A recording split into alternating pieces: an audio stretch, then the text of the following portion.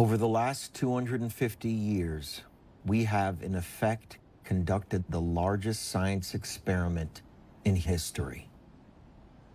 Since the advent of the Industrial Revolution, we have burned over 1.4 trillion tons of carbon into the atmosphere. It has changed life on Earth as we know it, especially in the Arctic. The melting of the world's snow and ice has now triggered multiple climate tipping points, threatening the very existence of life on Earth. Yet this disturbing future need not be set in stone.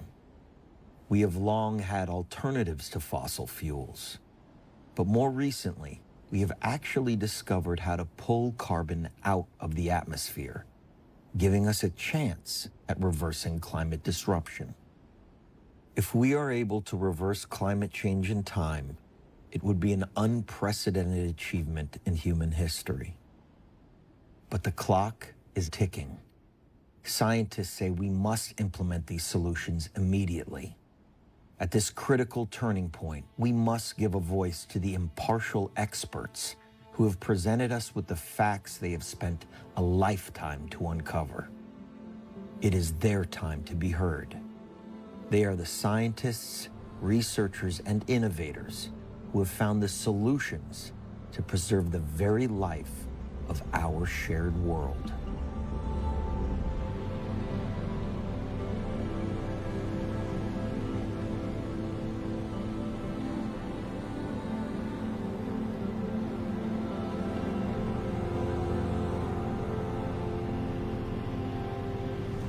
There's a couple different projects that require manual sampling.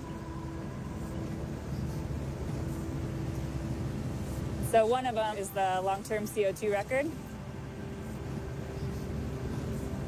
And the way it's set up, you still need a person to come physically take the sample every Tuesday.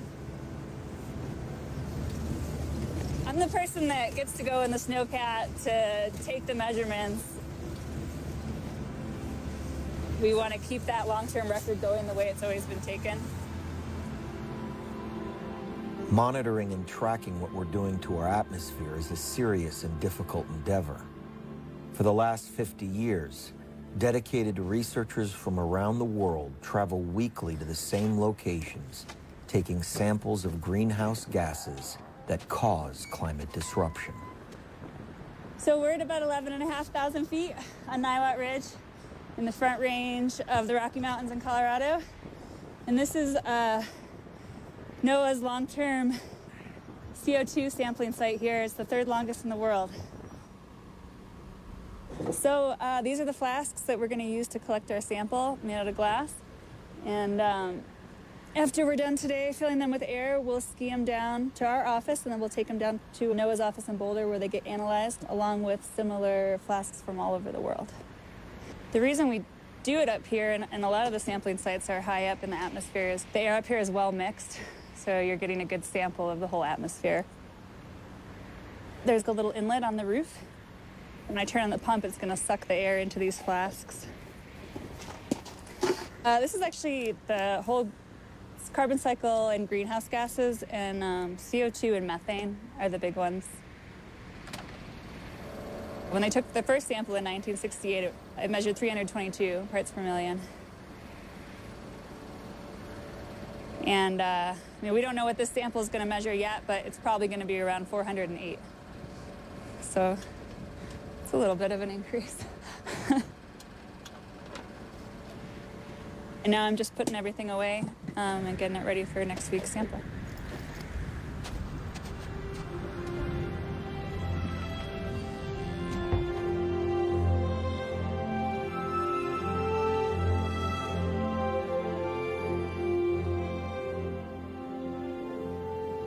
One of NOAA's missions since its inception was to measure carbon dioxide in the atmosphere and other gases that affect the carbon cycle. 2 samples are collected every week from around the globe. So we're looking to see how these gases change with time.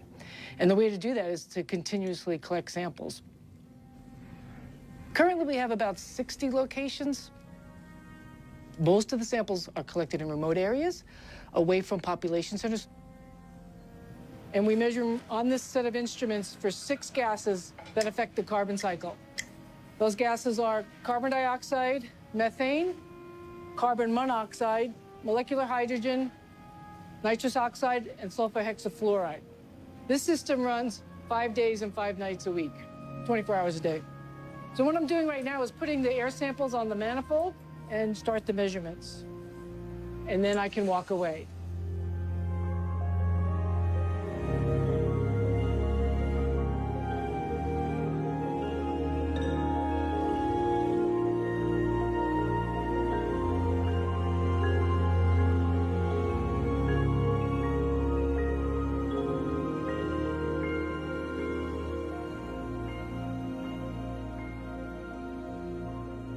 I lead NOAA's Global Greenhouse Gas Reference Network. The aim of the Global Greenhouse Gas Reference Network is to provide data that are fully calibrated, carefully quality controlled and documented. Data that will still be fully credible 100 years from now and longer. So that as climate change is happening now and in the future over the Earth, there will be information for scientists that they can really trust so that they can diagnose what actually happened and how climate change actually happens, how it works. So modern CO2 measurements were initiated by Dave Keeling of the Scripps Institution of Oceanography. Around 1956, he started measuring along the West Coast. He saw that during mid-afternoon, wherever he was, he found pretty much the same concentration everywhere. And so it got into his head the idea that maybe there's something that we can call a background concentration. He started continuous measurements then at Mauna Loa, island of Hawaii, and on the coast of Antarctica. The last ice age, at the end of that glaciation, from 20,000 to 11,000 years ago, CO2 increased by about 80 ppm. From 200 to 280, roughly. It was very slow. It took 6,000 years for CO2 to climb 80 ppm. 6,000 years. In pre-industrial times, so before 1850, CO2 was close to 280 ppm. And now, of course, we see 2 ppm per year. That increase was due 100% to human activities. Oh, the spike that we now see compared to most geologic history, I call it an explosion. It's right instantaneous in geologic timescale. Carbon has increased dramatically since the Industrial Revolution. But what does that actually mean for all of us? What we have learned is that excess carbon creates climate disruption. It changes the weather patterns and life support systems upon which society depends to survive. We have always known that there's a toxicity associated with fossil fuels, but we'd always thought that it was basically a toxicity that would affect humans, or other, individual life forms. It's really only in the, within my lifetime, certainly, that it has become frighteningly apparent that the accumulation of carbon in the atmosphere has caused it to warm up. This greenhouse effect, this toxicity, impacts the life systems of the planet as a whole. And, once I got that back in the mid-90s, I had to start talking about it, and we've been talking about it ever since.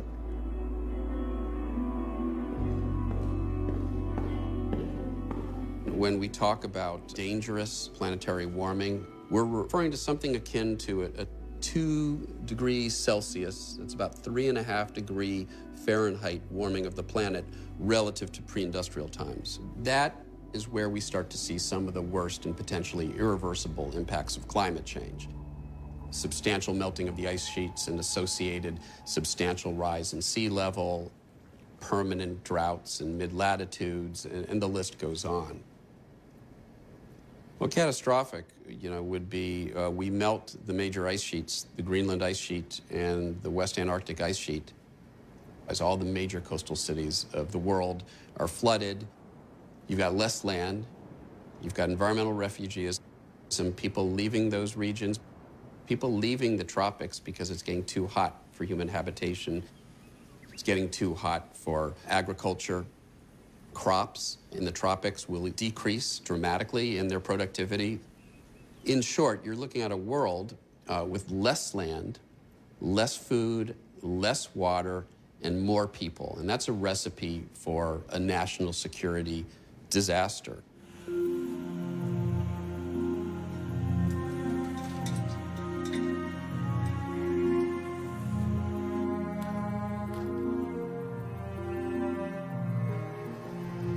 I work on the carbon cycle, tasks that I've taken on for more than 30 years. And truth be told, I figured we would have done something about this 20 years ago and I could be off doing something else, but I'm still doing what I'm doing. If you think about the relationship between carbon dioxide and sea level, there's a couple of interesting points in that relationship. One of them is when CO2 goes up to roughly 400 parts per million. That is warm enough that we melt off chunks of Antarctica, chunks of Greenland. And those chunks are the chunks that are what we call marine base. So the base of the ice sheet in West Antarctica is below sea level, as it's pinned to the sediments. And once it starts to melt, it's one of these freight trains. We don't know how this thing is going to stop. And we're dangerously at that point right now. The other threshold is somewhere around 600 to 700 parts per million CO2. That's warm enough that there is no more ice, land ice on the planet. And you have about 80 meters higher sea level. We are on our way to 600, 700 parts per million. But I think that's one of those interesting threshold moments in our relationship with the planet, where are we going to push the climate system so far out of balance that we threaten the melting of all land ice?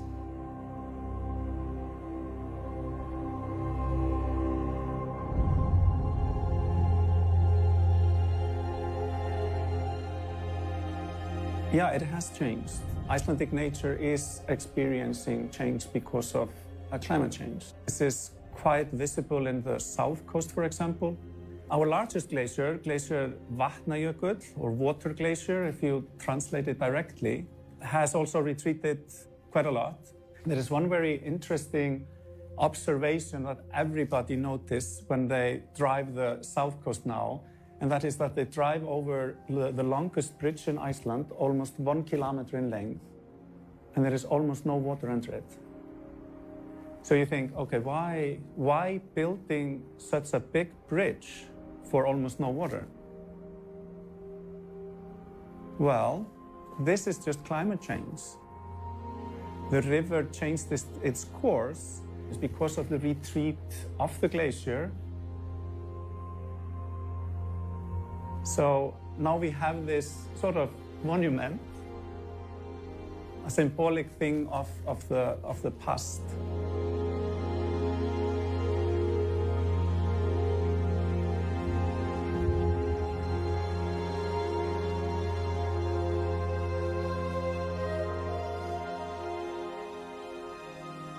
The Arctic is a profoundly different place right now. In the Arctic, the impacts of climate change are the most extreme. What scientists are finding is that what happens in the Arctic has major impacts for the rest of the planet. I'm working with measuring greenhouse gases at the Arctic location and understanding how the greenhouse gases are changing over time. I am concerned about the increase of temperature in the Arctic and the impact this might have on all the Arctic systems. But what I think is extremely important to be aware of is that with the sea ice reduction we have now and all the other changes, you might change the whole weather system, and this has global impact. We know that the changes that we see in Arctic does not only stay in the Arctic. I've been working on sea ice for the last 50 years, pretty much, and the whole Arctic has changed so much in that time. Loss of ice, loss of, not only the loss of area of ice, but the loss of the appearance of the great ice fields of the past with huge pressure ridges, very, very thick ice, really dramatic ice scenery has all gone. Last month, I was up in the Barents Sea on a research cruise in a region where normally you would have quite a lot of multi-year ice. We couldn't find any multi-year ice.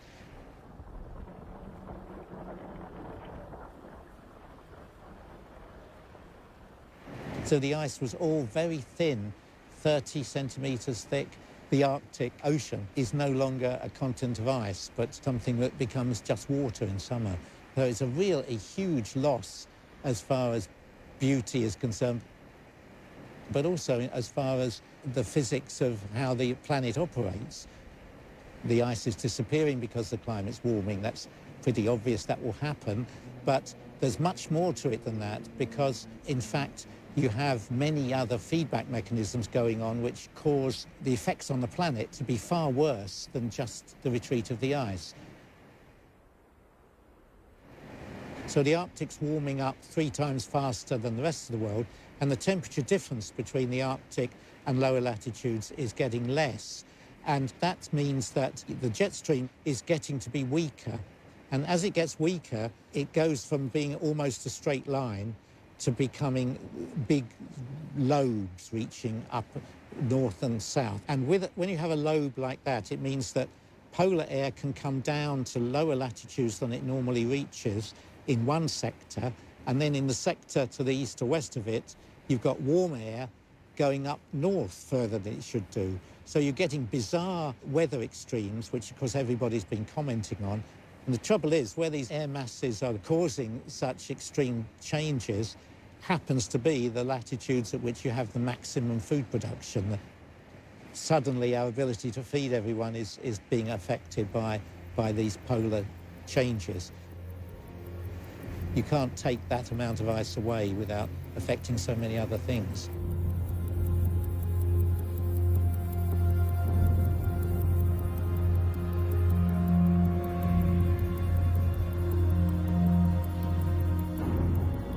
The impact of our actions are starting to hit home.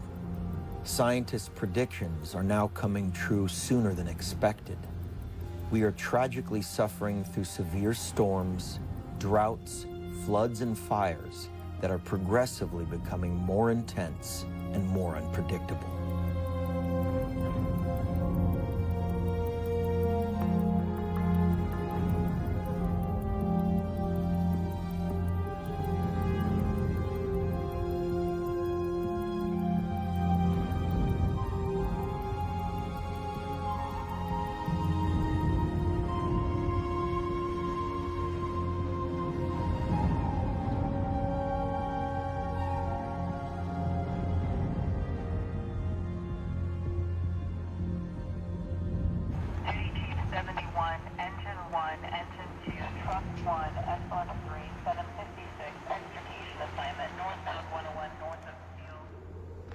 Fires started almost simultaneously in multiple places.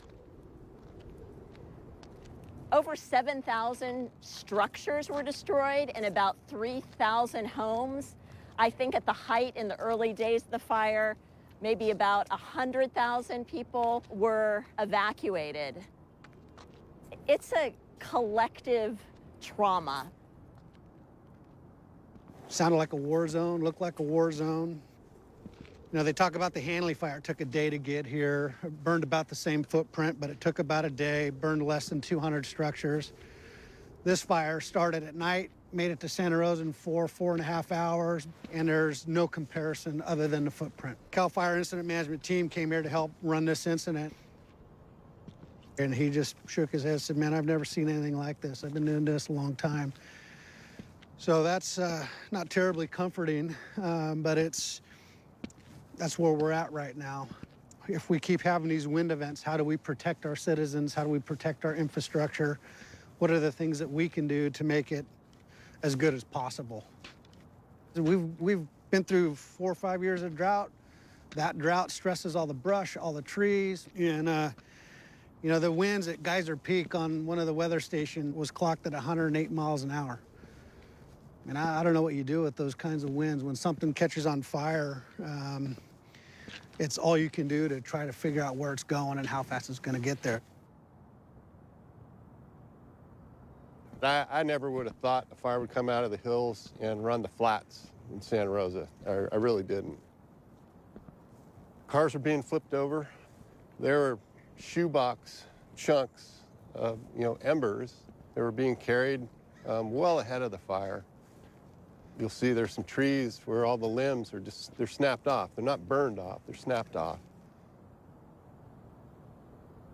These natural disasters are so common now that people know it's going to happen to their community. It's not like a matter of if, but when. It is a wake-up call to everyone that climate change is here and that you need to plan for it.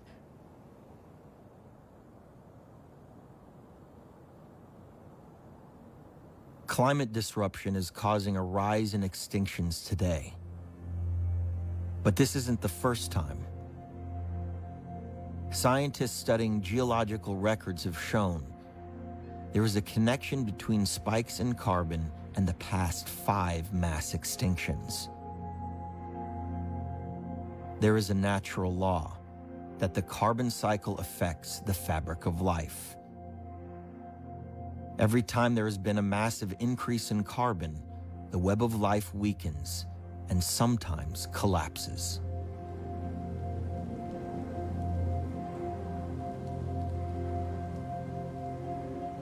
I've been working on the way in which the carbon cycle is associated with the occurrence of mass extinctions and whether the carbon cycle can undergo instabilities associated with it.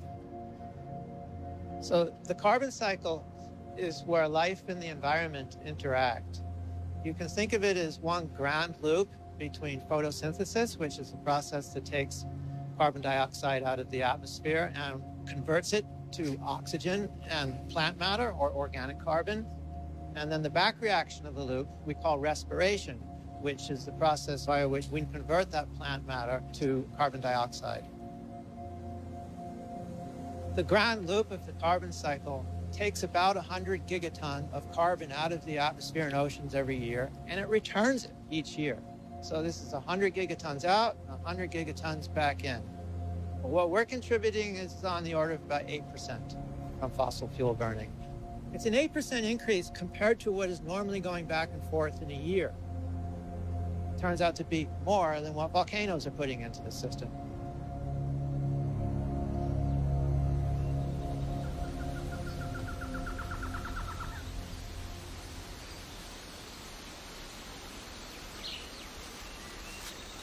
The planet is constantly in the process of rebalancing its cycles, like its water cycle and its nitrogen cycle and its carbon cycle. You've got to think of it as it's in constant flow. And part of the planet's doing that, was to take all the carbon that was in the dinosaurs and land plants and press that into eventually oil and fossil fuels. Over long periods of time, it was sequestered, and we're a young species. And we were curious, and we dug up the carbon that had been sequestered by the Earth. And we burned it, not knowing it was like burning furniture in a house with its windows closed. So what's happened is that the planet is reeling from that. There's an excess of carbon up in the atmosphere. What it's doing is causing that living conditions here on Earth to go out of bounds. So as a biologist, when I look at climate change, yes, I look at rising seas and melting polar caps. Those are evidence for me.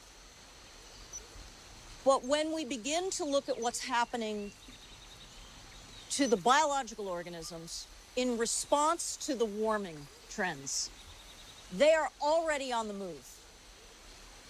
They're moving towards the poles. to get cooler. They're moving from the lower mountains up in elevation, meaning their ranges are moving. They also sometimes move without their helpers. A plant will move north and its pollinator won't make it. This is called, in our bloodless language of science, it's called ecological disruptions. So for me, if we change the very conditions that gave rise to all of this, and to us,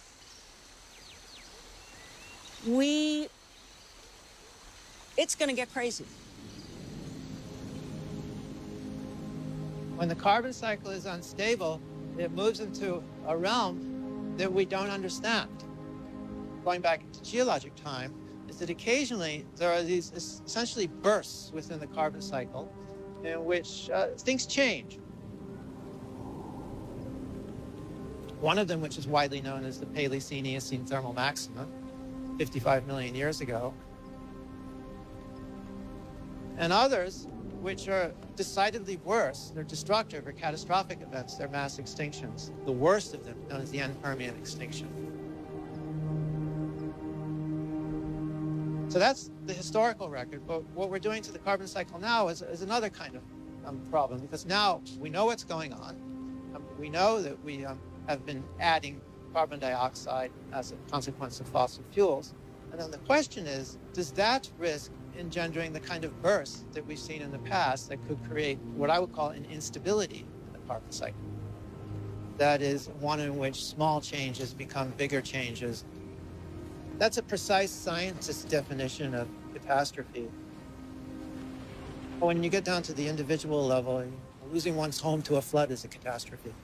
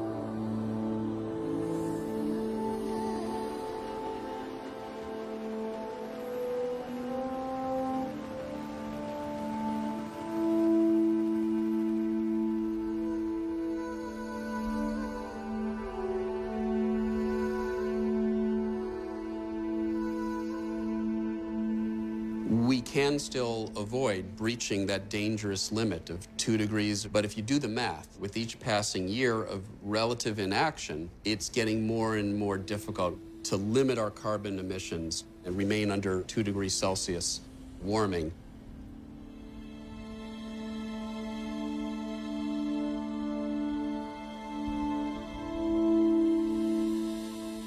Je regarde la salle. Je vois que la réaction est positive. Je n'entends pas d'objection. L'accord de Paris pour le climat est accepté.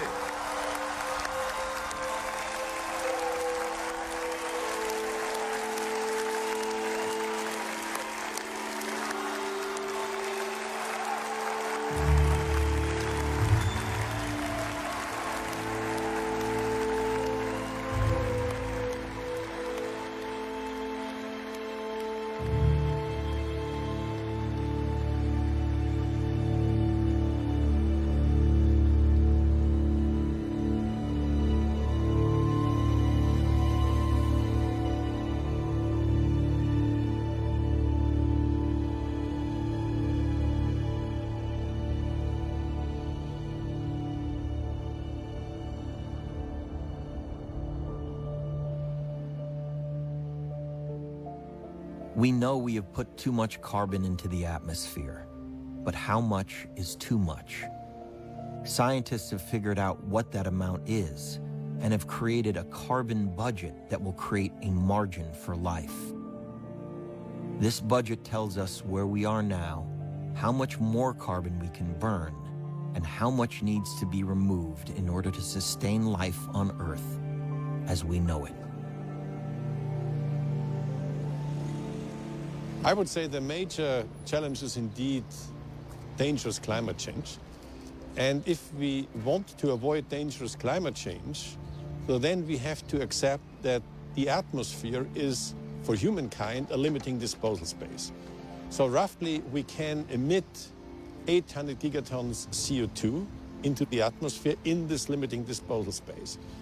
And if you take into account that over the last 5 years we have already used 200 gigatons, so this basically means that over the next 2 decades we have exhausted the limiting disposal space. So in Paris it was very important that the whole world and the whole world leaders agreed on limiting temperature increase to well below 2 degrees. So that's a kind of safeguard line, and it's very important that more than 100 nations stand behind it.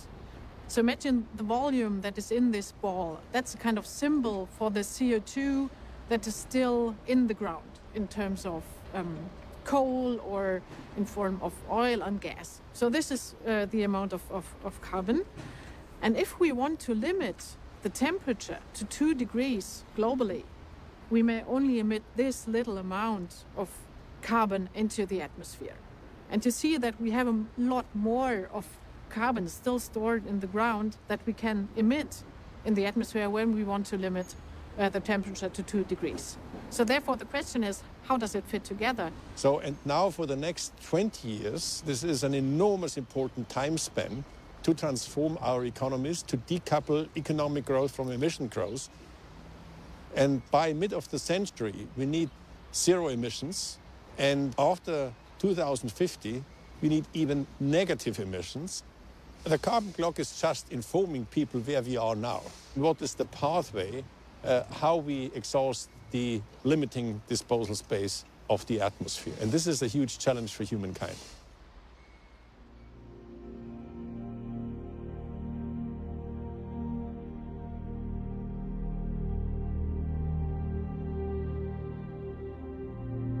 Science tells us that our current climate crisis is a problem we've created, but it is also a problem we can fix. Not only do we need to stop emitting carbon at the current levels by switching to renewable energy, but it is also critical to pull carbon out of the atmosphere. Climate change can be reversed if we act now. Recently, researchers have figured out what solutions can draw carbon down, getting us back to pre-industrial levels. There's only 2 things you can do about the atmosphere. You can either stop putting greenhouse gases up there, or you can bring CO2 back down. That's it. And you can do the first one by conservation, energy efficiency, and clean energy. And the second one through photosynthesis, whether it's on land, on farms, on forests, phytoplankton, kelp in the oceans. There's only 2 things you can do. So that actually sorts it pretty simply. And in the past, what has been done in terms of solutions is that it's focused on energy. Energy, energy, energy. And the reason for that is understandable. So it makes perfect sense to say, well, let's stop putting that CO2 up there. Accepting that in the process of emphasizing clean energy, renewable energy, solar, wind, etc., it sort of occluded the rest of the solutions.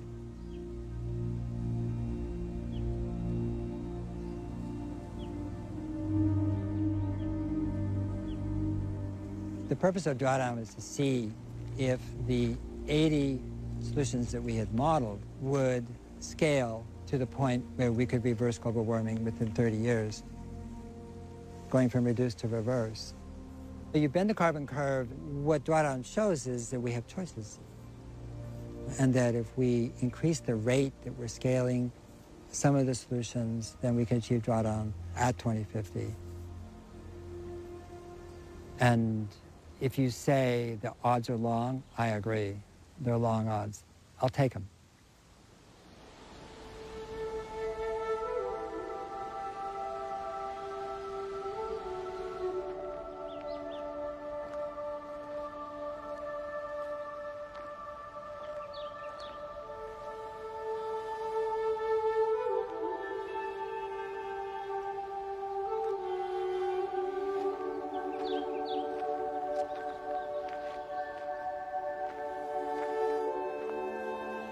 My name is Linwood Gill. I'm the Chief Forester for the USAL Redwood Forest Company. USAL Redwood Forest is a community forest. It's owned by a nonprofit, the Redwood Forest Foundation. It's a 50,000 acre forest which is dedicated to managing the forest on a long-term basis for the economic stability of the community, as well as restoring the forest habitat, restoring the fish habitat, and also for sequestering carbon. And carbon sequestration is a main part of our operations right now. Carbon sequestration is an important part of combating climate change. The USAL Redwood Forest is a very young redwood forest, and redwoods can absorb more carbon than any other forest type on the planet. Redwoods store carbon by absorbing carbon from carbon dioxide out of the air into its needles and stores it into the bole of the tree, the trunk, or the roots, the branches. To my knowledge, this is one of the largest carbon projects in the country. Yes.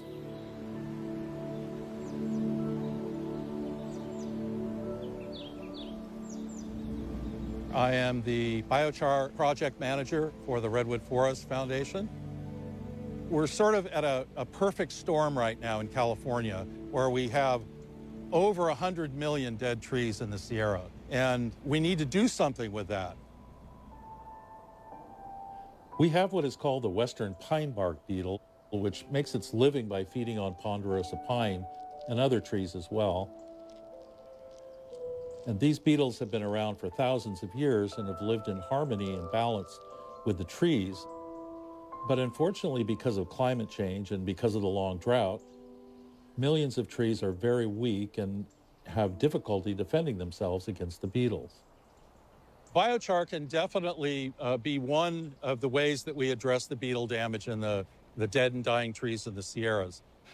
Biochar is essentially the form of charcoal that is suitable for use in agriculture and in helping to build more healthy soils. When you pyrolyze woody biomass particularly, about half of the carbon that is in that woody biomass can be saved as a residual charcoal. And biochar is very much like coral for the soil in that it can hold nutrients, it can hold water. It's more of an architecture. It incubates life. You're saving about half of the carbon that's in that plant and then can put it to better use and sequestering it in soil for great benefit to agriculture. We have all this biomass that we have to do something with. They are a fire hazard, and as you know, right now we have something like 10 fires in California. And by producing biochar, we can return some of that material back into the forest in a safe manner, or we can take some of that biochar and take it down into the Central Valley, which desperately needs water savings. And one of the prime benefits of biochar is that it can help to retain water in soils. If we put biochar in just 10% of the world's soils, we'll actually sequester 29 billion tons of CO2. 29 billion tons, that's on 10%. And that's using only quote unquote surplus waste material. So that's significant. And then we have the carbon offset credits. And to keep those carbon credits coming, we have to employ workers to do our forest inventories, to work with the carbon verifiers to make sure the carbon that we say is on the property, and then is maintained into the future. I'd like to think that we're a model that others can join in and do the same thing that we're doing out here. This isn't rocket science. The carbon storage as we move into the future is huge, and we need more larger, older forest, intact forest that we know will never be developed and can continue into perpetuity.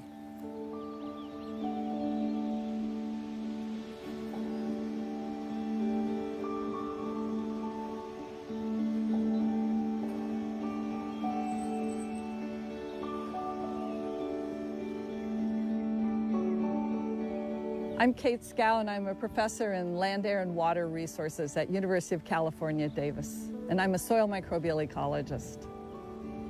So the carbon cycle on a global scale involves aquatic systems and terrestrial systems. So soil is a very important part of the terrestrial systems. Soil actually contains 2 to 3 times the amount of carbon that is in the atmosphere. Soil is the place where primary productivity is supported. That means all the vegetation that grows, that fixes CO2 through photosynthesis from the atmosphere. What miraculous, like creating mass here on the ground out of what? Air? It's like still amazing to me.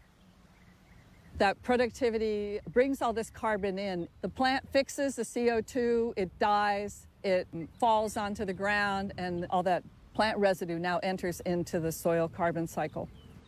It's way bigger than the atmosphere, what is residing in soil. So organic farms obtain their nutrients not from synthetic fertilizers. The fertilizer is in the form of organic material. That could be cover crops, or it could be compost that's made of food wastes or yard waste or animal waste that you put in the soil. So in organic systems, you may be putting up to 8 times as much carbon into the soil compared to a conventional system. So it's like part of it is really basic. Climate change gives us an opportunity to really behave differently on this planet. We see what we can do at our worst, and now the question is, if we were to consciously be a part of the healing, it'll unleash, I think, our creativity. You realize, oh my gosh, I have a backyard. Oh my gosh, I have a park near me. If we were to see ourselves as helpers who could help the helpers heal this planet, that is so much better than seeing ourselves as disruptive toddlers with matches. You begin to realize that all of us are somehow connected to little bits of the solution. This is right now, we live and direct at my mentor's house, the OG, the organic gardener, Ron Finley. I'm more inspired to always come here and learn and figure out different ways of how I can actually utilize a small plot of land to grow the most that I can.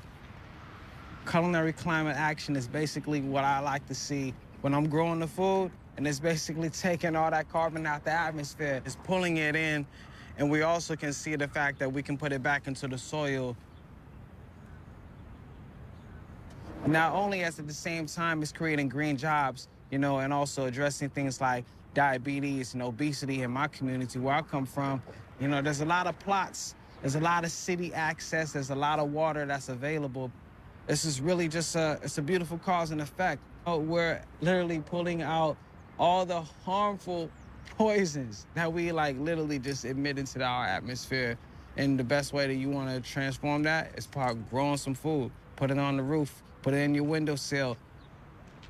But we feel the heat rising. You know, being a farmer is being futuristic. There is no doomsday mentality. You have to actually plant water and think that you're gonna reap what you sow. So that's the conversation that I like to see. And, you know, when we're talking about transforming the climate, it's not going to happen overnight, but you do have to start now. Now's the time.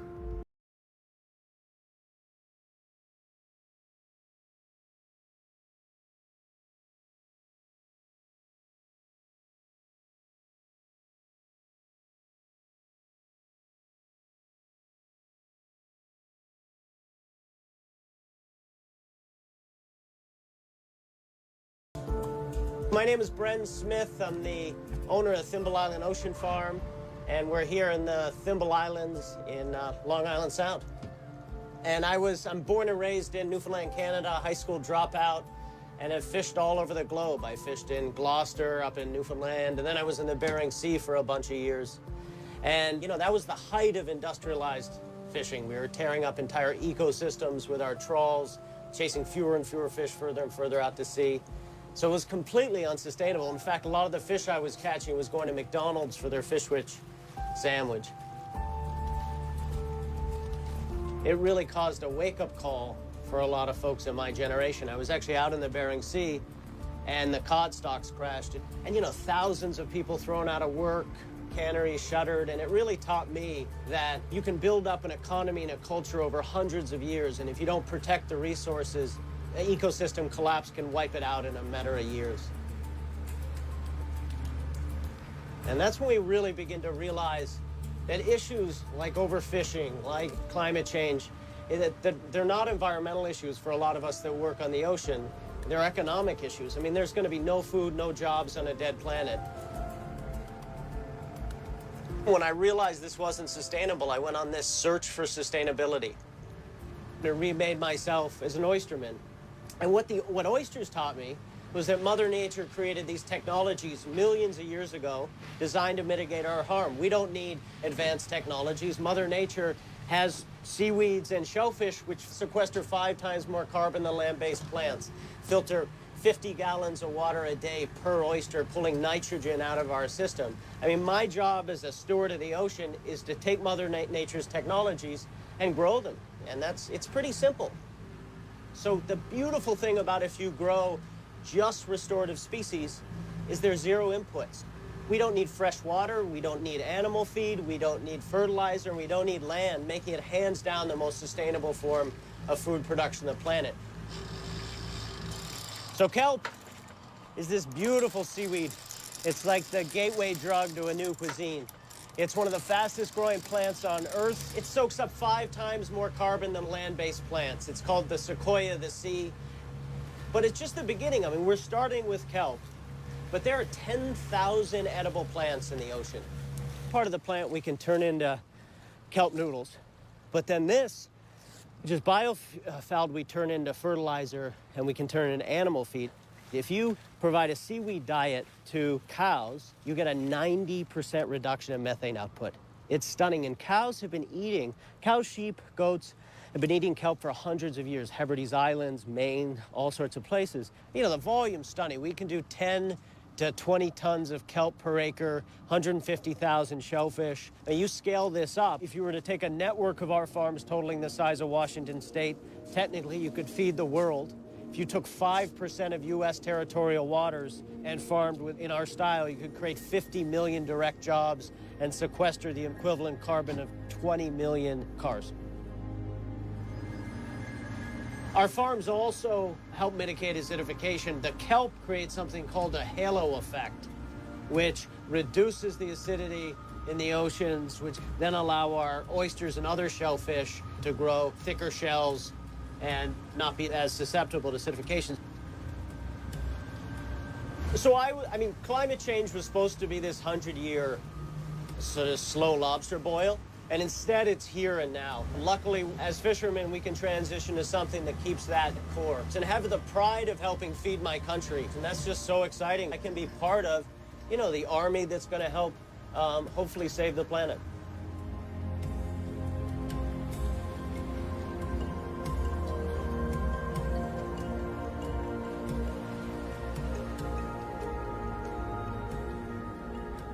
If we put 10 units of CO2 in the atmosphere, 10 very large units of CO2 in the atmosphere, about 5 stay in the atmosphere, and about 2.5 go into plants, and about 2.5 goes into the ocean.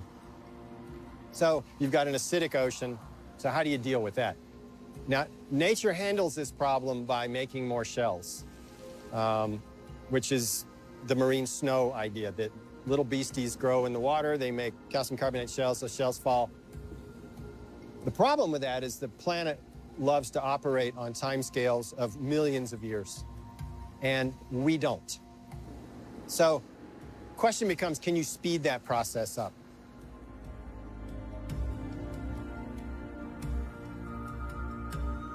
We have to investigate all our options. There are more experimental hypotheses that still need to be tested. One solution may lie in a microscopic community of life called marine snow. So, fundamentally, what do we need? Well, we need this planet as it was. We have to bring it in the state that was 200 years ago. Higher concentrations of carbon dioxide, they increase acidity of the ocean. The oceans are losing their ability to capture carbon from the atmosphere. And we have to do something about it. We have to help these systems which cycle carbon between the atmosphere, between the plants on the land, and between the oceans. And with marine snow, it just needs a little help from us. The main products will be removal of carbon dioxide and the production of oxygen. What we can do is insert into the ocean very small, minute amounts of iron, but very, very little. So it doesn't have anything to do with that term fertilization. To give you a measure, we need altogether about 6 kilograms of iron for initiating this process on 100,000 square kilometers of the Southern Oceans. The cells form organic matrix, which is the foundation for the formation of the marine snow. It is then, when the matrix appears, it becomes very attractive for cyanobacteria and heterotrophic bacteria, which colonize these particles and then actively grow. And then we just let them do their job, because they can stay suspended for a very long period of time. We tracked these marine snow particles for more than 4 months.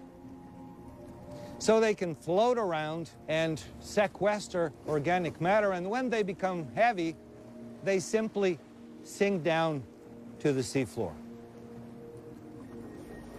The speed of this change and increase in the concentrations and temperature, we must act, and we can. I'm 100% positive that we can achieve reorganization of human activities to work together with nature and not against it. The largest resources we have, all the other resources pale compared to the sun. We have known that for a long time. We just never understood how to harvest it in an economic way. That's what's different now. Solar PV is in a stage where we're already lower than fossil fuel. Well, solar has come a long way. Carter in the 80s already installed solar on the White House. Reagan teared it down later on. And only in 2001, when Germany started to deploy solar on a large scale, we have been getting the benefit of economy of scale. Eventually, we will be able to power the entire electrical grids with solar and wind. And all we need is wind and storage and solar and storage. So if we want to power the entire United States with photovoltaic, we need about 30,000 square miles in area. That would give us enough to power all the power grids in every state of the United States. Well, Mount Signal is a project that powers about 70,000 homes in San Diego. The second phase, the power is going to be wheeled to Southern California. The price of electricity that we produce at Mount Signal is already lower than fossil fuels. It's also a price that delivers fuel price certainty to the utility. The price is flat over the next 25 years. Not something that you get from any other fossil fuel energy. We have integrated so much solar in California already. 10 years ago, people would have said, no, that's not really possible. Well, here we are. Solar is covering already up to 25% of California. The ratepayer had no material increase in pricing, and we're still alive. All works. And we have been able to reduce carbon on the way there.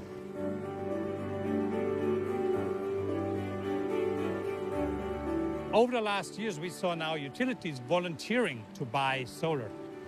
We see this mindset shifting. We still underappreciate the value that PV brings. People do not comprehend that in 5 years, we will have PV at much lower price. We will be able to dispatch it at night, and you combine that with wind, you get this paradigm where we are truly living in a 100% renewable environment. And this is feasible. We don't need any new invention for that. We know all the technology. We just need to make sure that the people responsible for the planning of resources, for the infrastructure planning, understand that this is a different technology and it will get cheaper over time.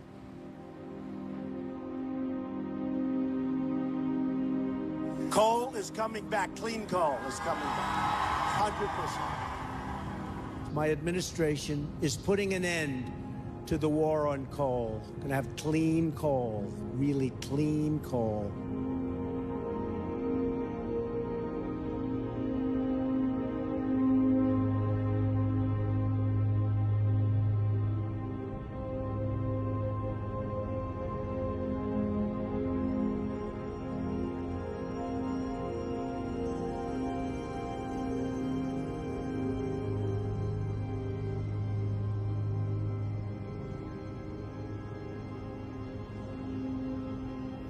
It's difficult enough sometimes to communicate science to the public. Now you take that challenge and you add to it a concerted effort by fossil fuel interests and the front groups that they fund to pollute the discourse over climate change, to confuse the public, to confuse policymakers. We need to transform our energy sector, move away from fossil fuel energy towards renewable energy.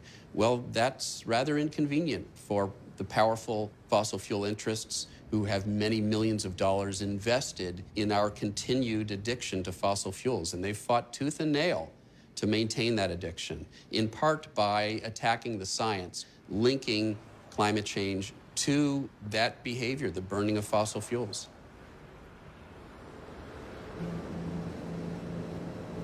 A question that we get asked a lot is, how do we know that the CO2 rise in the atmosphere is because of human activity? And the answer is that we leave fingerprints all over the atmosphere. And one of the fingerprints that we leave on the atmosphere is via what we call carbon-14, or radioactive carbon. So when we burn coal, oil, and natural gas, we leave an imprint on the atmosphere of what we call negative carbon-14, or less carbon-14. Because fossil fuels are so old, there's no carbon-14 left. It's all decayed away. We can actually measure very accurately how much fossil fuels we burn by measuring C14 in the atmosphere. It is nature's verification system that we have. They persuaded enough people and sowed enough doubt that it's making it more difficult than in the past to actually get anything done about climate change, and that's really depressing. And the fact is that the agenda that many of these fossil fuel corporations and those who are running them are engaged in is malicious in the danger it's creating and the havoc that it is wreaking on our planet. So we've got a bunch of people who are literally profiting off the death of life on Earth. I think that some climate denial, particularly the well-funded climate denial that is being done by people who know better, rises to the level of a crime against humanity that probably should be prosecuted in The Hague.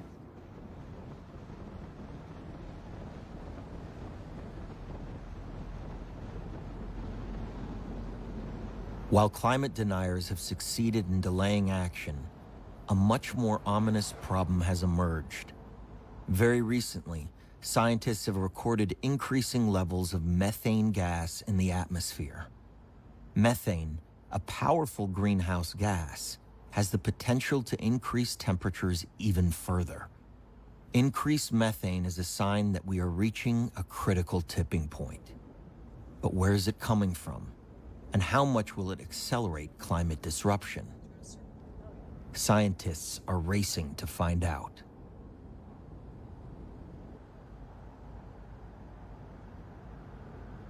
So we are in front of the University of Wyoming Mobile Laboratory. We have different instruments inside that measure what's in the air that we are breathing right now. It's doing that in real time. And we are able like that to chase emission sources and plumes and understand where sources of pollution are located, what activities are going on that lead to enhanced methane. Inside of our lab, we have a couple instruments. We have a proton transfer reaction time of flight mass spec to measure volatile organics like benzene, toluene. And then we also have a Picaro cavity ring down to measure methane concentrations. We can see data from these instruments in real time due to an inlet we have up on our mast above the van, which pulls air in and feeds into our instruments. So we found with aerial and road mapping that we have more sources of methane in areas where we extract the gas than we expected. And to really pinpoint where there are leaks of methane, you need to be very close to the sources. And the mobile lab gives us the flexibility to pinpoint where we see the largest leaks. The company has drilled brand new megapad, 22 wells in the middle of renewed urban development in Western Greeley. This is a site that had a lot of contention given its size and its location.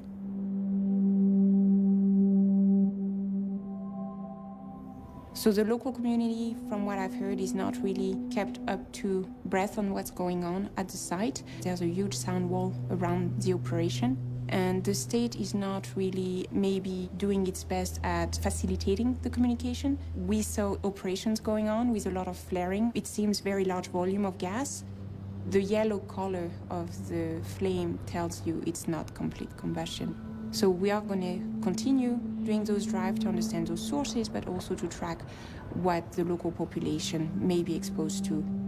So some oil and gas producing regions have such a large concentration of methane in the atmosphere above them that you can see it from space. And that's something that was described a few years back for the Four Corners region. And that's really the key for us to be like detectives and map where we see the largest sources of emissions.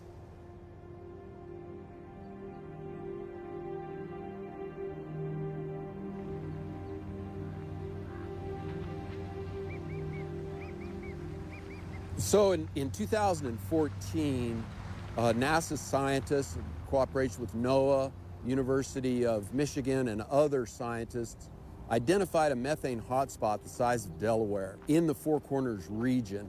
That methane hotspot is the largest accumulation of methane gases in the United States. This ranch, this spot that we're on, is approximately ground zero. If you were able to identify a middle for that Delaware-shaped cloud, it might very well be right here where we're standing. And they've closely identified the cause of that methane hotspot to be predominantly the emissions from drilling, such as this site, as well as coal and other fossil fuels. So the methane hotspot is identified basically because of the technology that Noaa and NASA had following the advent of the FLIR cameras, which are the infrared cameras that let us identify the leaks and vents and flares that cause the methane hotspot to accumulate. You have to think of it in its full sense, and that is 60 years and more of leaking, venting, flaring, and careless practices here in the San Juan Basin, over 1 million acres, in total 30,000 wells, that have caused that methane hotspot to finally accumulate and stand as evidence of what natural gas drilling ultimately results in. People lose sight of the fact that the conventional wells created the methane hotspot and that they are a daily culprit. So this is a conventional natural gas well. This is very typical equipment throughout the San Juan Basin and many gas fields across America. This one is leaking pretty badly from some of the standard equipment that's on it.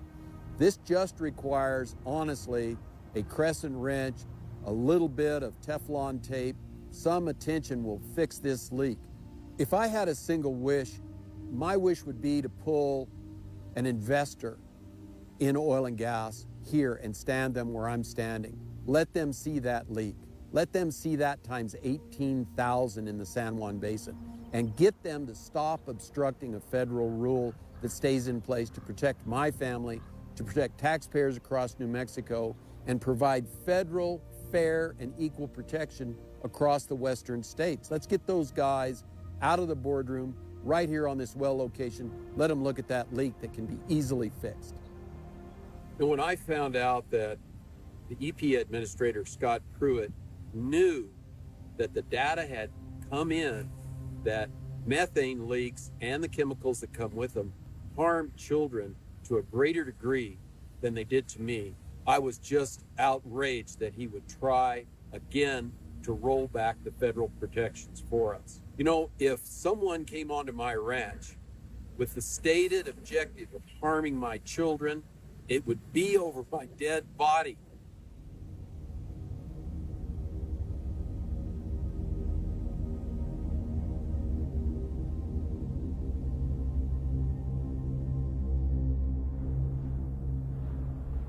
$250 million years ago, sudden releases of methane produced kind of a secondary effect that finished off large chunks of life on Earth.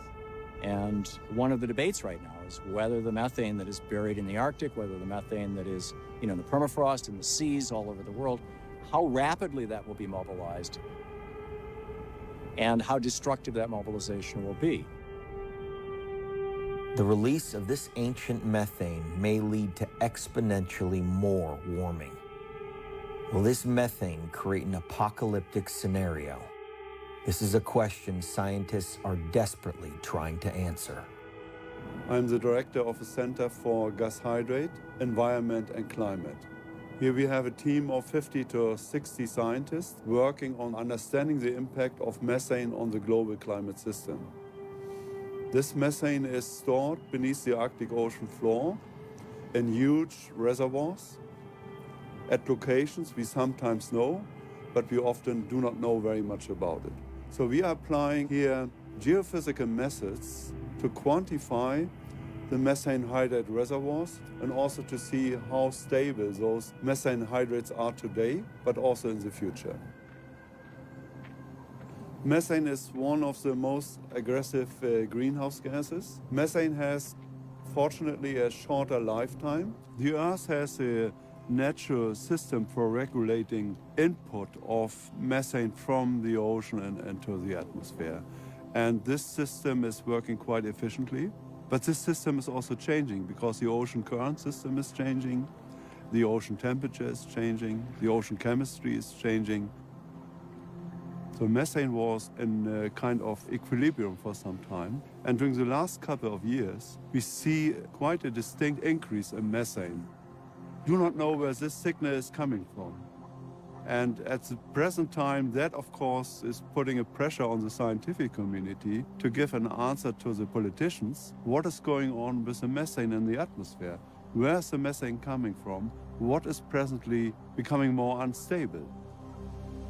We have done some very comprehensive measurement campaigns where we have measured at the seafloor, in the ocean, at the sea surface and in the air at the same time to understand how methane is regulated in this whole system.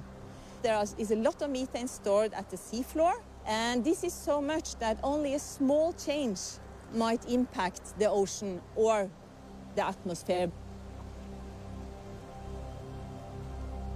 The balance here needs a lot more focus, a lot more observations, and combining atmosphere, ocean, climate, different kind of competence together. In my profession, I'm interested in studying methane cold ships in the ocean, in the Russian Arctic, and also in the Barents Sea. It's, well, basically streams of gas bubbles rising from the seafloor, and those gas bubbles are mostly composed of methane gas. First, it's gas hydrates, that's solid form. It's basically ice-like structures. Also, the gas can be present as free gas, which is gas bubbles. Plumes of methane bubbles can vary. In some areas in the Arctic, we find gas seeps as tall as 800-900 meters. And the water depth in these areas a little more than 1,200 meters. In shallow areas, we often find gas seeps that are almost reaching the sea surface. East Siberian Sea is definitely an area of concern for guys studying methane, in particular because it's so shallow there. So those methane bubbles have really high potential to get to the sea surface.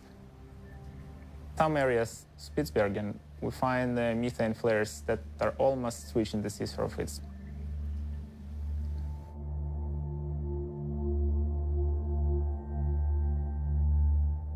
We have warmed the atmosphere to such a degree that we have hit the tipping point of a melting Arctic. We now face the potential for an abrupt climate change scenario. Current models predict we will shoot way past the Paris Agreement to 5 degrees and more, causing even more catastrophic tipping points to be activated. Warming might lead to large injections of methane into the atmosphere.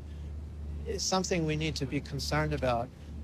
I would only add that it's one of many possible stressors. We move into a high-risk situation where we don't really have any experience. We don't know how to deal with it.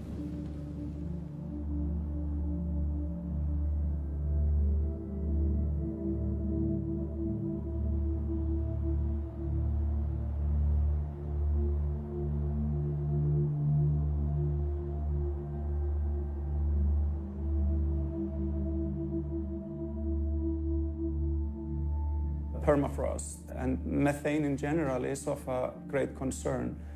And I think that this is something perhaps we need to pay more attention to methane in general in relation to the climate issue. My concerns are that there are great reservoirs of methane in the world, in particular in the Arctic. It is the risk of going beyond a tipping point where it will be difficult to go back and reverse the problem.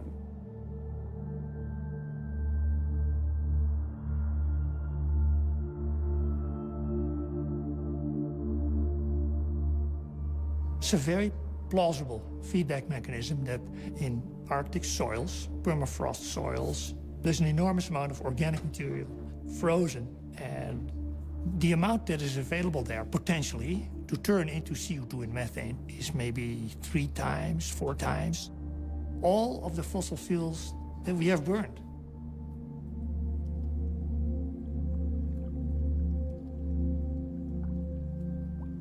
If we take all this material out of the deep freeze, you very likely get large CO2 and methane emissions on a huge scale over which we have no control.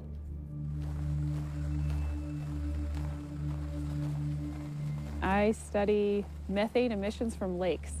We are in interior Alaska, and we are in discontinuous permafrost.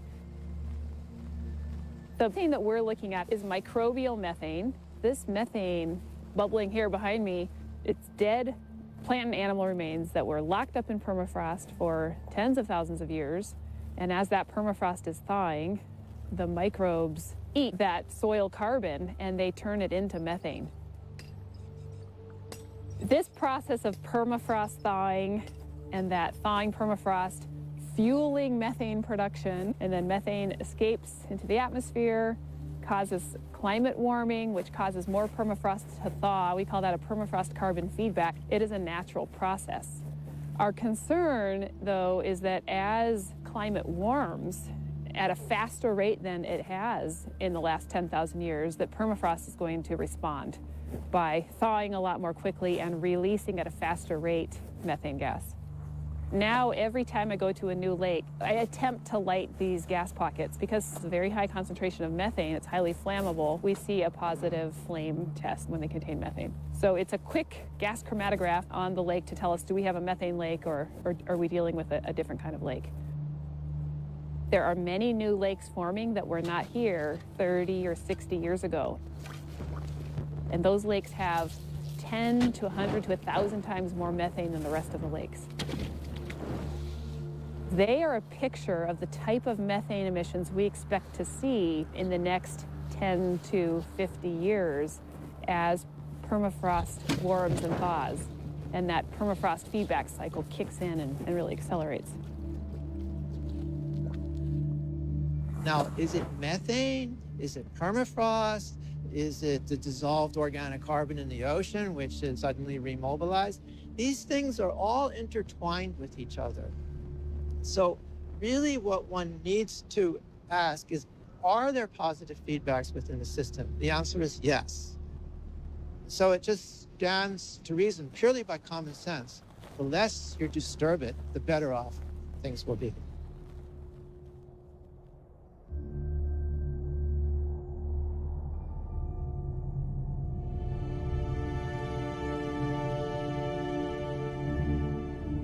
We have the solutions at hand, but the question still remains.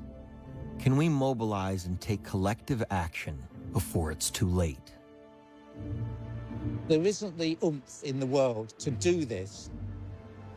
They talk about, with the Paris Agreement, how we must reduce our carbon emissions and to keep temperature rise at some low level.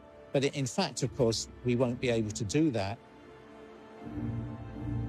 The technology that can save us is something that will take carbon dioxide out of the atmosphere.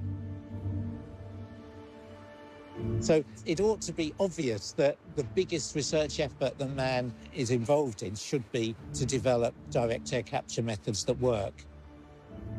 And if we do that, then we can save the world. And so why don't we do it?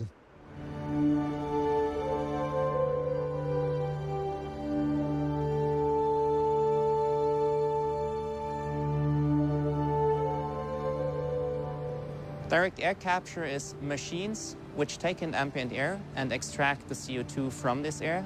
For the last 10 years, we have been working on direct air capture with the goal of making it with the least possible energy impact and ultimately with the best economics. This machine consists of 4 40-foot shipping containers and can be any size. There is no limit to it. So we take in the ambient air here, and inside we have our filter structure. We get the waste heat of the waste incinerator to drive this plant.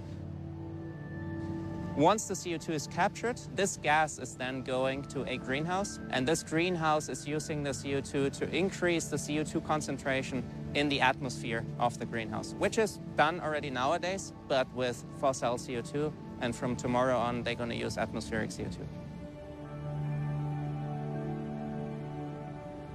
This plant will allow to close a carbon cycle. So, of course, the CO2 goes into the greenhouse and goes to the tomatoes and cucumbers, and once we eat them, the CO2 goes back to the atmosphere. But since we recapture the CO2 from the atmosphere, it's a closed cycle.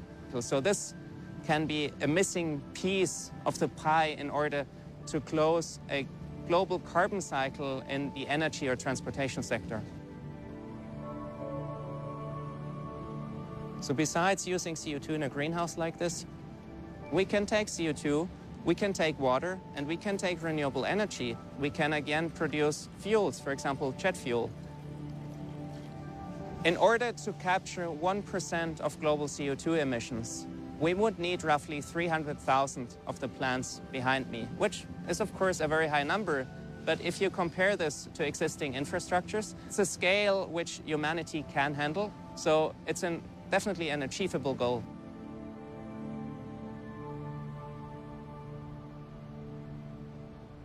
The next project is to bring a plant to Iceland to capture CO2 from the air and sequester the CO2 underground.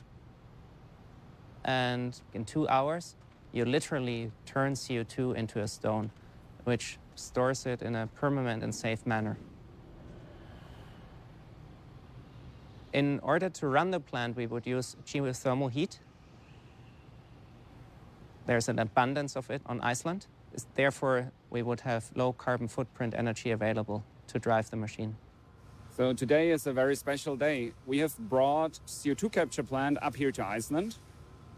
And we are taking CO2 out of the air and then pumping it underground, storing it in the basalt rock formation within the Carbfix project. So we extract CO2 from the air and permanently remove it by turning it into rock. And yesterday night was the first time that atmospheric CO2 was injected into the ground. We can go up to thousands, 10,000, 100,000, and even up to millions of tons of CO2 per year that can be extracted from the atmosphere. That is actually, to our knowledge, the first time ever in the world that direct air capture of CO2 has been combined with underground safe and permanent storage of CO2. Yeah, it's a new relationship with carbon. Why can't we find a way to make it an ingredient for something? Why can't we put it in our plastics or in our building materials? or through the help of carbon dioxide chemistry, turning carbon dioxide into the things that we need every day.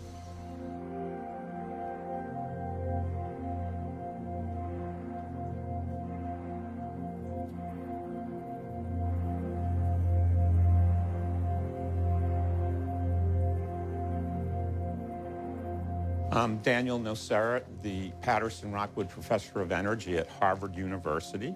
These are my labs, the labs where we invented the artificial leaf and the bionic leaf. And what they do is a complete photosynthesis, sunlight, air, and water to fuels and food.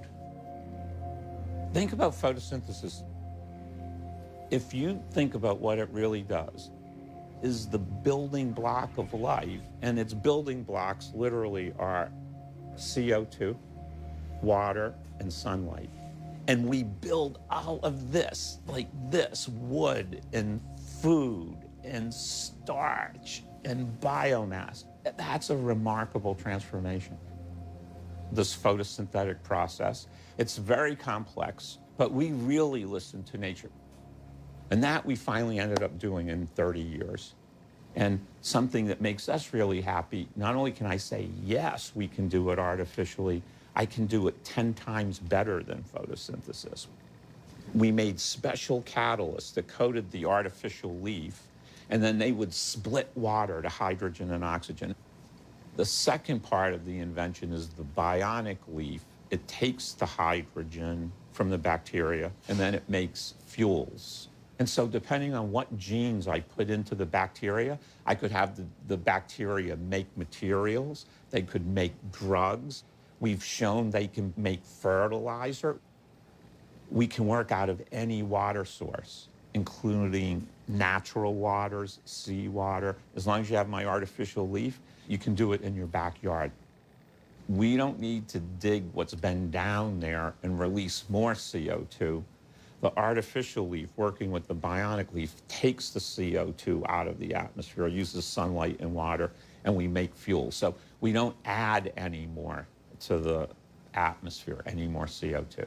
And it's another issue because the cost I'm up against, the developed world has spent tens of trillions of dollars to build what they now use. It's kind of hard to walk away from a multi-trillion-dollar investment that you've paid off.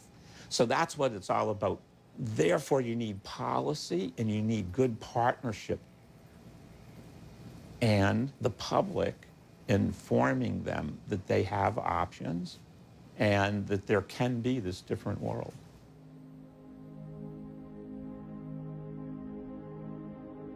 This new world can be sustainable, innovative, and profitable. The green economy is creating millions of jobs and will create millions more.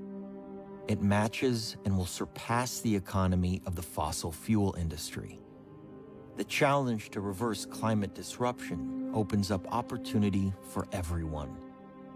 It is now more profitable than ever to be green. Up until recently, the profit you could make from creating the problem was greater than the profit you could make from the solutions. So the solutions had to be done with subsidies, which were rare, non-existent, or altruism, or faith. But people who were making the problems were raking it in, raking it in, raking it in. And I think we're at a crossover where actually the profit you can make from the solutions is greater than the profit from the problems. And that is not well understood. So it's not that altruism need not apply, it's a great thing, but actually altruism will not be needed in order to move towards a world where we reverse global warming because, in fact, it's less expensive. It's more profitable, more beneficial, more jobs. It's the most amazing thing that's happened in the last few years and is going to do nothing but increase as the years go by because engineers and designers and basically who are unknown and unnamed have been working diligently and are working diligently to reinvent a new way of being a human being relating to this planet.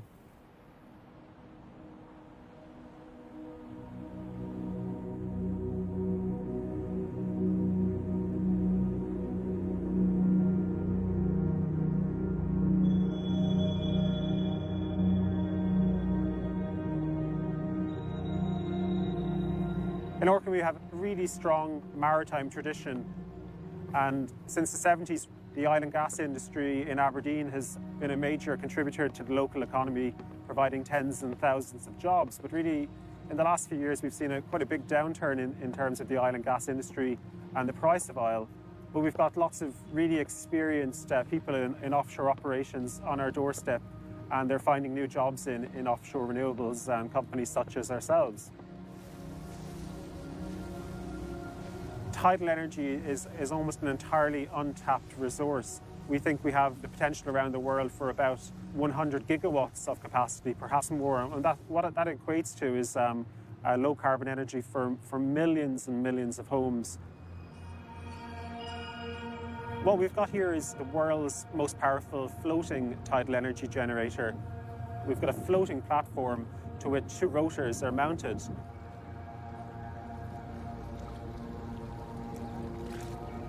We start with the rotors turning, which produces the electricity, which comes back up into the machine where it's conditioned, and then it gets transformed and stepped up and fed back into the grid. It's like a wind turbine on its side with 2 rotors instead of 1. 2 weeks ago, we had great success.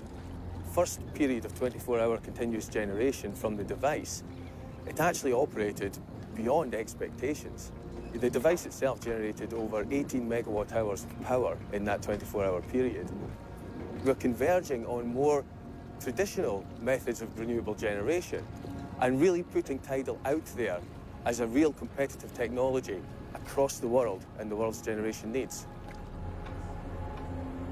The tidal turbine it's 63 meters long in total. We do all the power conversion within the device itself, and it's ready then for export right into the UK electricity grid. So we're aiming for tens of thousands of these tidal turbines.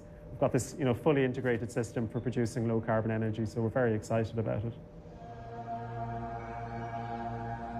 So EMEC was set up as a testing laboratory because we know that there's a huge amount of energy in the oceans all around the world, and we're trying to find a way to harvest it. And so we realized that one of the most important things was to have a test center which would allow us to find out how to do this properly. And so what we've got is a site here where we've got cables that are out in the sea that allow developers of these machines to put these machines onto our cables, and the electricity is then brought onto shore, and that then feeds into our national grid. So this is real. This is making electricity out of seawater.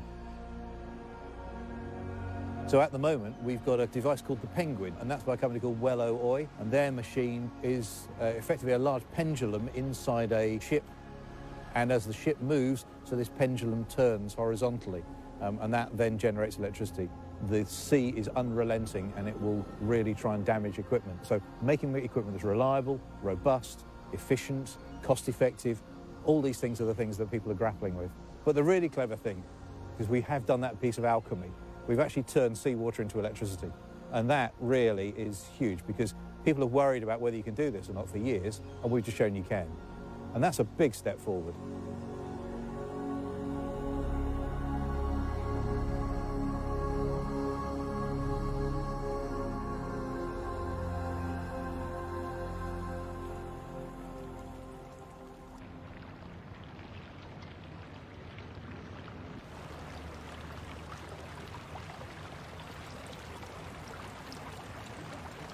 No one can say that the scientist has not warned, has not told that we have to reduce the emissions of greenhouse gases. That should be clear to many. How much farther can we go? How many more tipping points can we go before we hit a tipping point from which our civilization cannot recover, or from which the life of this planet, or a large portion of the life of this planet, cannot recover? We cannot allow ourselves to reach those points, and we're so damn close to it. We're at a turning point. Either we can stay the course and drown, burn, and starve ourselves to death in the face of the climate crisis, or we can come together, we can innovate. Where do we stand? Is it possible? Is it game over? Or is it, in fact, game on, which is that we have at hand the ability, capacity, and solutions that can reverse global warming, not mitigate, not reduce, not stabilize, but reverse. When you make your goals bigger, it opens up possibility. It opens up imagination. It opens up innovation. It doesn't foreclose, it actually does the opposite. And so it's not that there's one solution, but together, you can achieve drawdown by doing 80% of the solutions. Every one of them has so many cascading benefits, makes a better world for everybody. So we don't lose by understanding the climate change is happening and responding to it. So what's the problem?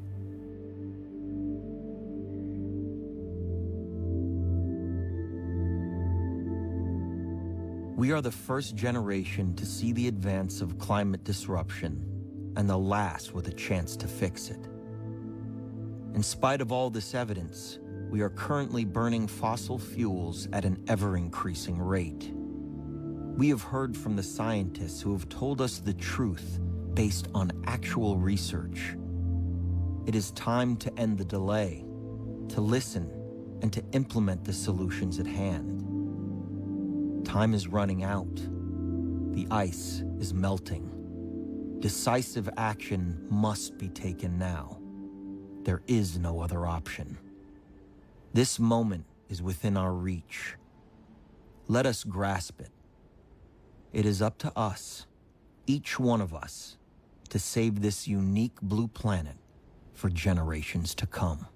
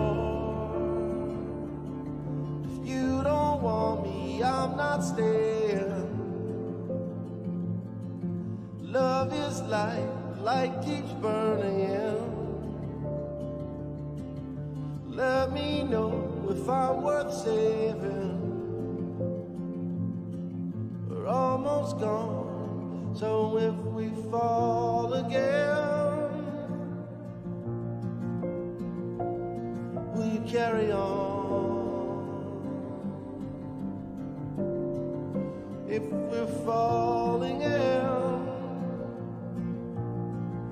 Will you catch us up?